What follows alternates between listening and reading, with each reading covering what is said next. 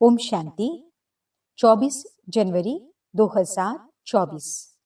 मीठे प्यारे बाबा के आज के मधुर महावाक्य। आज की मुरली के कुछ मुख्य पॉइंट्स। आज बाबा हमें समझाते कि हम बच्चों को आत्मिक स्थिति में रहने की और हर आत्मा को आत्मा भाई भाई की दृष्टि से देखने की निरंतर प्रैक्टिस करनी है। स्वयं को सतो प्रधान बनाने के लिए एक सर्वशक्तिमान बाप से ताकत लेनी है। सत्य ज्ञान को प्रत्यक्ष करने के लिए पहले आत्माओं की इच्छा को और समय को देखना है और फिर ज्ञान देना है। यही नॉलेजफुल होने की निशानी है। तो चलिए सुनते हैं आज की बाबा की मीठी प्यारी मुरली। ओम शांति। बाबा कहते, मीठे बच्चे, आत्म अभिमानी बनने की प्रैक्टिस करो तो विकारी ख्यालात उड़ जाएंगे, बाप की याद रहेगी, आत्मा सतो प्रधान बन जाएगी। प्रश्न, मनुष्यों को दुनिया में किस रास्ते का बिल्कुल ही पता नहीं है? उत्तर, बाप से मिलने व जीवन मुक्ति प्राप्त करने के रास्ते का किसको भी पता नहीं है। सिर्फ शांति शांति करते रहते हैं, कॉन्फ्रेंस करते रहते, जानते नहीं कि विश्व में शांति कब थी और कैसे हुई। तुम पूछ सकते हो कि आपने विश्व में शांति देखी है? शांति कैसे होती है? विश्व में शांति तो बाप द्वारा स्थापन हो रही है, तुम आकर समझो। ओम शांति। रूहानी बाप बैठ रूहानी बच्चों को समझाते हैं। पहले पहले तो ये दृष्टि पक्की करो कि हम आत्मा हैं, हम भाई भाई को देखते हैं। जैसे बाप कहते हैं, मैं बच्चों यानी आत्माओं को देखता हूं। आत्मा ही शरीर की कर्मेंद्रियों द्वारा सुनती है, बोलती है। आत्मा का तख्त है भृगुटी। तो बाप आत्माओं को देखते हैं। ये भाई भी अपने भाइयों को देखते हैं। तुमको भी भाइयों को देखना है। पहले ये दृष्टि पक्की चाहिए, फिर क्रिमिनल ख्यालात बंद हो जाएंगे, ये आदत पड़ जाएगी। आत्मा ही सुनती है, आत्मा ही चुरपुर करती है। ये दृष्टि पक्की होने से और ख्याल सब उड़ जाएंगे। यह है नंबर 1 सब्जेक्ट। इसमें दैवी गुण भी ऑटोमेटिकली धारण होते रहेंगे। कर्मेंद्रियां चलायमान देह अभिमान में आने से ही होती हैं। देही अभिमानी बनने की बहुत कोशिश करो तो तुम्हारे में ताकत आएगी। सर्वशक्तिमान बाप की ताकत से ही आत्मा सतो प्रधान बनती है। बाप तो है ही सतो प्रधान। तो पहले पहले ये दृष्टि पक्की हो, तब समझें कि हम आत्म अभिमानी हैं। आत्म अभिमानी और देह अभिमानी में रात दिन का फर्क है। हम आत्माओं को अब वापस घर जाना है। आत्म अभिमानी बनने से ही हम पवित्र सतो प्रधान बनेंगे। यह प्रैक्टिस करने से विकारी ख्यालात उड़ जाएंगे। मनुष्य कहते हैं धरती के सितारे, बरोबर हम आत्मा सितारा हैं। यह शरीर मिला है कर्म करने के लिए। अब हम तमो प्रधान बने हैं, फिर हमको सतो प्रधान बनना है। बाप को आना भी पुरुषोत्तम संगम युग पर है। ऐसे कभी नहीं कहेंगे कि क्राइस्ट के शरीर में आते हैं। वे आते ही रजो प्रधान में हैं। कोई बुद्ध व क्राइस्ट के तन में भगवान आवे, ये तो हो न सके।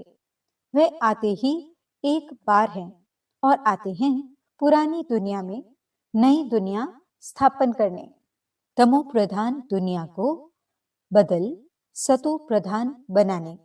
वे जरूर संगम पर आएंगे और कोई समय पर वह आ न सके। उनको आकर नई दुनिया स्थापन करनी है। उनको कहा जाता है हेवनली गॉडफादर। ड्रामा अनुसार संगम का भी नाम है। श्री कृष्ण को तो बाप व पतित पावन नहीं कहेंगे। उनकी महिमा बिल्कुल अलग है। बाबा समझाते रहते हैं, पहले पहले कोई को एम ऑब्जेक्ट समझाओ। भारत में लक्ष्मी नारायण का राज्य था, तो एक धर्म एक राज्य था। आदि सनातन देवी देवता धर्म था, एक ही अद्वैत धर्म था। हेवन स्थापन करना तो बाप का ही काम है। कैसे करते हैं वह भी क्लियर है। संगम पर ही बाप आकर समझाते हैं कि देह के सब धर्म छोड़ अपने को आत्मा समझो। लक्ष्मी नारायण के चित्र पर ही सारी समझानी देनी है। शिव बाबा का चित्र भी है। महिमा वाला चित्र बहुत अच्छा बना हुआ है। यह है ही नर से नारायण बनने की सत्य कथा। राधे कृष्ण की कथा नहीं कहते हैं, सत्यनारायण की कथा।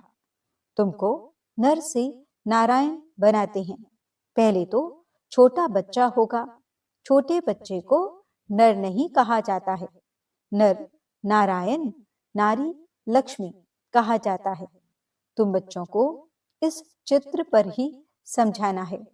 सन्यासी तो आदि सनातन देवी देवता धर्म की स्थापना कर न सकें। शंकराचार्य तो आते ही हैं रजो प्रधान के समय, वह राजयोग सिखा न सकें। बाप आते हैं संगम पर, कहते हैं बहुत जन्मों के अंत के भी अंत में मैं प्रवेश करता हूं। ऊपर त्रिमूर्ति भी है। ब्रह्मा योग में बैठा है। शंकर की तो बात ही अलग है। बैल पर सवारी हो न सके। बाप को तो यहां आकर समझाना है। विनाश भी यहां ही होता है। लोग कहते हैं विश्व में शांति हो, वह तो होने वाली है, तब बुद्धि में आता है। चित्रों पर तुम अच्छी तरह समझा सकते हो। जो शिव की व देवताओं की भक्ति करते हैं उनको समझाना है, वह झट मानेंगे। बाकी नेचर व साइंस आदि को मानने वालों की बुद्धि में बैठेगा नहीं। दूसरे धर्म वालों की भी बुद्धि में नहीं आएगा। जो कन्वर्ट हुए होंगे वही निकल आएंगे। उनकी क्या फिक्रात करनी है। देवता धर्म वाले व बहुत भक्ति करने वाले अपने धर्म में बहुत पक्के होंगे, तो देवताओं के पुजारियों को समझाओ। बड़े आदमी कभी आएंगे नहीं। समझो बिरला है, इतने मंदिर बनाते हैं। उनके पास ज्ञान सुनने की फुर्सत ही कहाँ है। सारा दिन बुद्धि धंधे में लगी रहती है। पैसे बहुत मिलते हैं तो समझते हैं मंदिर बनाने से धन मिलता है। यह देवताओं की कृपा है। तुम्हारे पास कोई आए तो लक्ष्मी नारायण का चित्र उन्हें दिखाओ। बोलो तुम विश्व में शांति चाहते हो तो विश्व में शांति का राज्य इस दुनिया में था। फलानी तारीख से फलानी तारीख तक सूर्यवंशी राजधानी में बहुत शांति थी।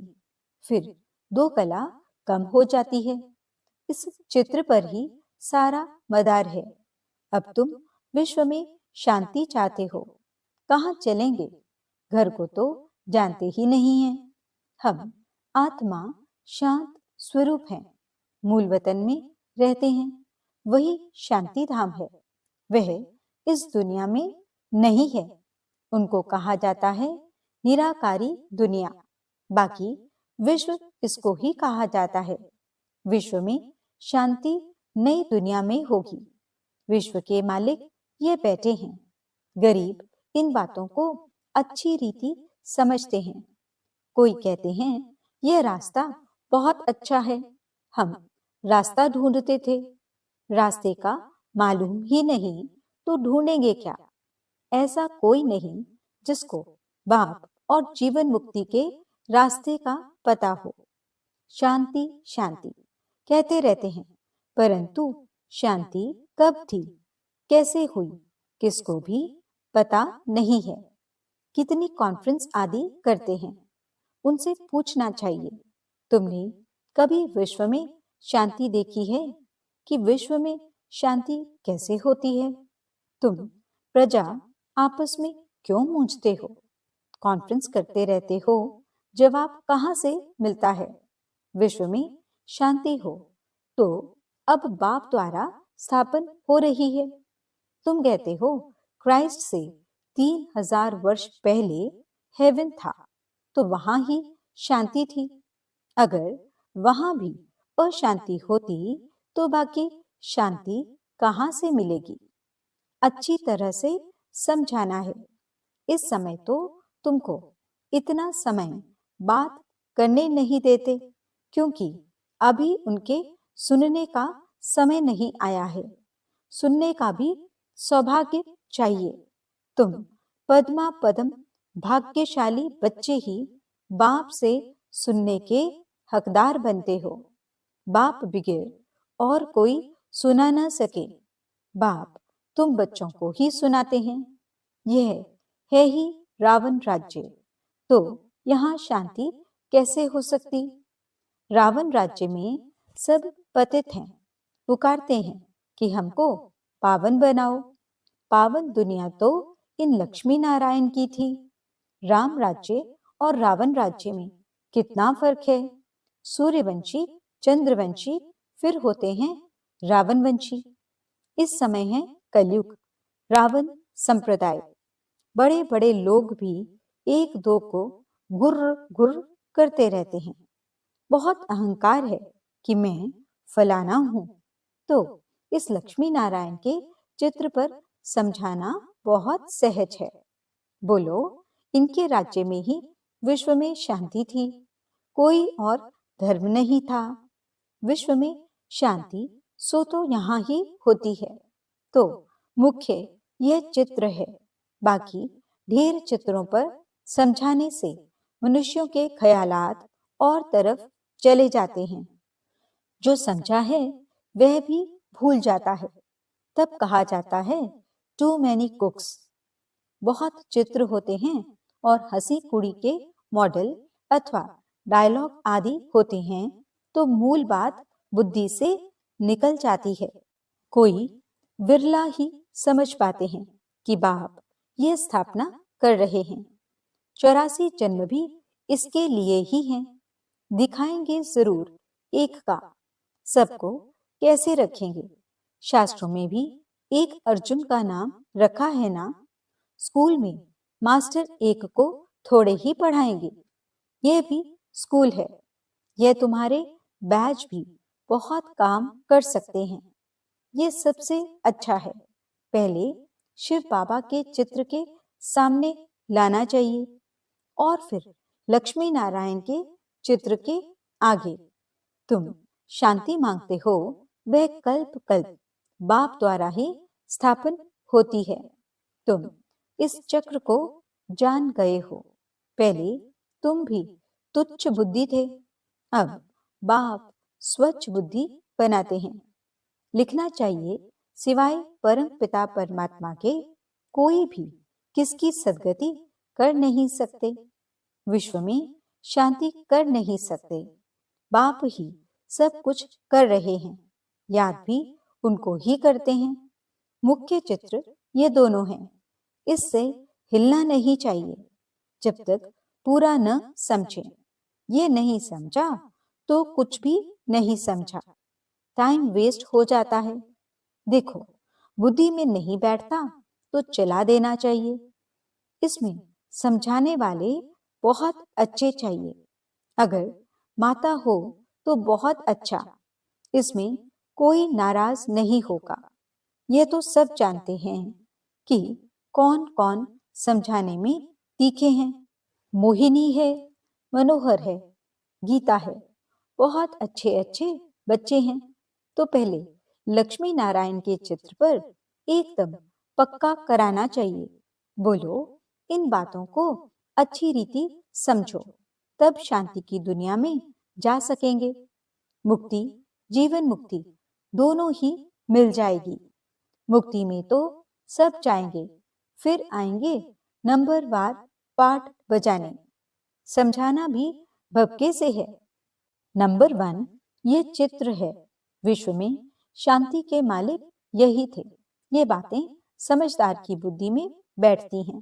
भल अच्छा अच्छा कहते हैं, पाँव में गिरते हैं, परंतु बाप को थोड़े ही जाना। उनको भी माया छोड़ती नहीं है। बाप जो इतना ऊंचा बनाते हैं, उनको तो कितना याद करना चाहिए।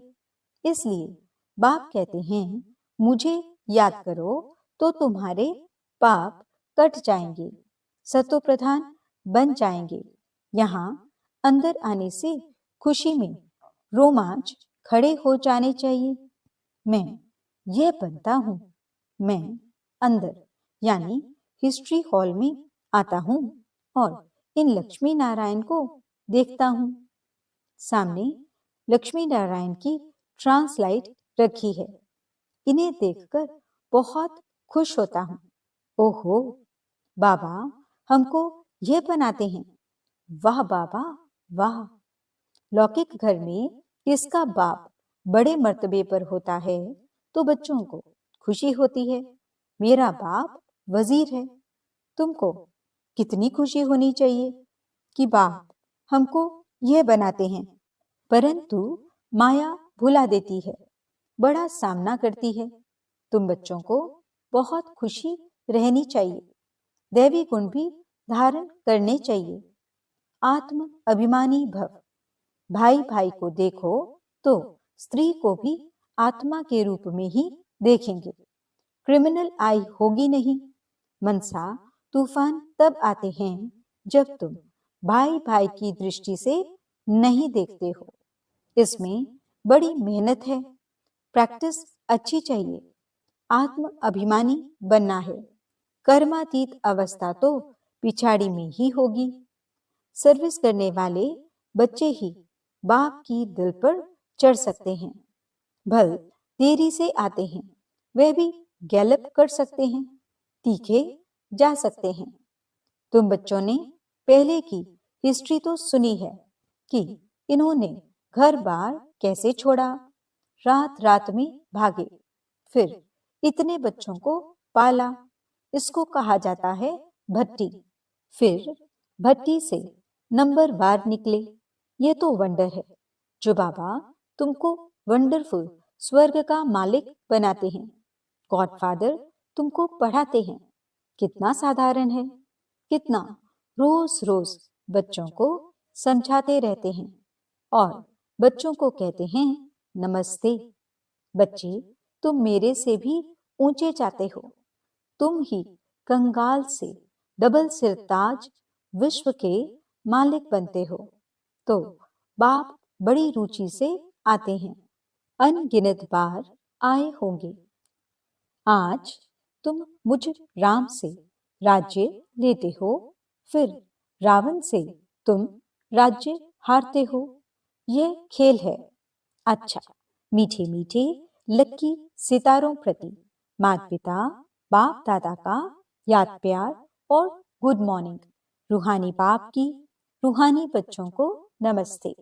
हम रूहानी बच्चों की रूहानी बाप दादा को दिल व जान सिख व प्रेम से नमस्ते नमस्ते नमस्ते जी। गुड मॉर्निंग बाबा। शुक्रिया बाबा। धारणा के लिए मुख्य सार। पहला पॉइंट, आत्मा को सतो प्रधान बनाने के लिए एक सर्वशक्तिमान बाप से ताकत लेनी है। देही अभिमानी बनने का पुरुषार्थ करो।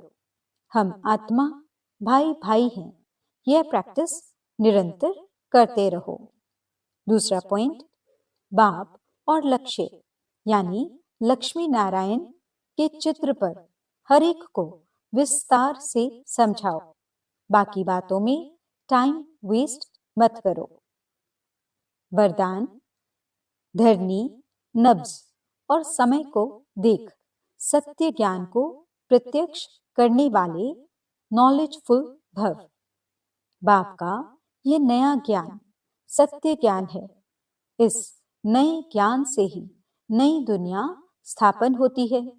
ये अथॉरिटी और नशा स्वरूप में इमर्ज हो, लेकिन इसका अर्थ यह नहीं कि आते ही किसी को नए ज्ञान की नई बातें सुनाकर मुझा दो।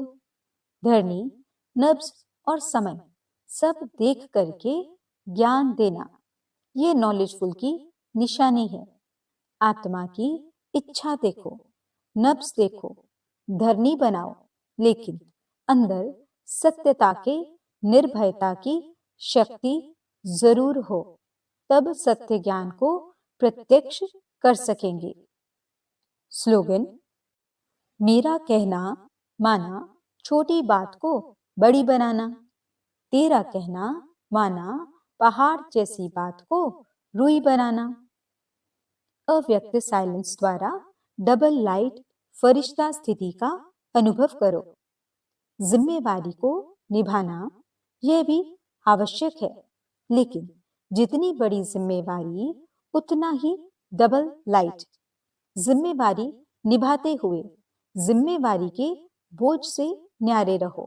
इसको कहते हैं बाप का प्यारा। घबराओ नहीं, क्या करूं, बहुत जिम्मेवारी है, यह करूं व नहीं, यह तो बड़ा मुश्किल है। यह महसूसता अर्थात बोझ है। डबल लाइट अर्थात इससे भी न्यारा। कोई भी जिम्मेवारी के कर्म की हलचल का बोझ न हो। ओम शांति।